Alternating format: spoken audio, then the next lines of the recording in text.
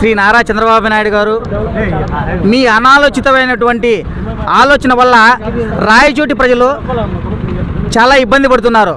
ఎన్నికల ప్రచారంలో వచ్చినప్పుడు రాయచోటి ప్రజలారా మీరు ఎలాంటి దిగులు పడద్దు, ఎవరెవరో చెప్పే అపోహలు మా ఆలోచించద్దు, యథావిధిగా రాయచోటి జిల్లా కేంద్రాన్ని, అన్నమయ్య జిల్లా కేంద్రాన్ని కొనసాగిస్తానని హామీ ఇచ్చి ఆ రోజు తెలుగుదేశం పార్టీ అభ్యర్థిగా ఉన్నటువంటి రాంప్రసాద్ రెడ్డి గారిని గెలిపించండి పదే పదే ప్రజలందరికీ విన్నవించుకున్నారు.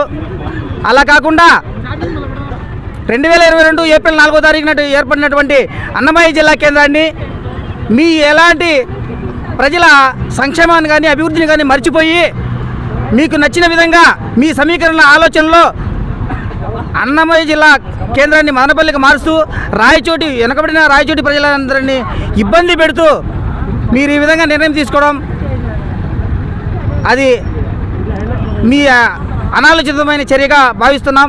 అట్లాగే ఈ ర్యాలీ కేంద్రంగా మేము విన్నవించుకోవడం ఏమంటే ఈ రాయచోటి ప్రజలను కడపకైనా కంటిన్యూగా జిల్లా కేంద్రంగా ఉంచాలని కోరుకుంటున్నాం. రాయచోటి అసెంబ్లీ అధ్యక్షుడు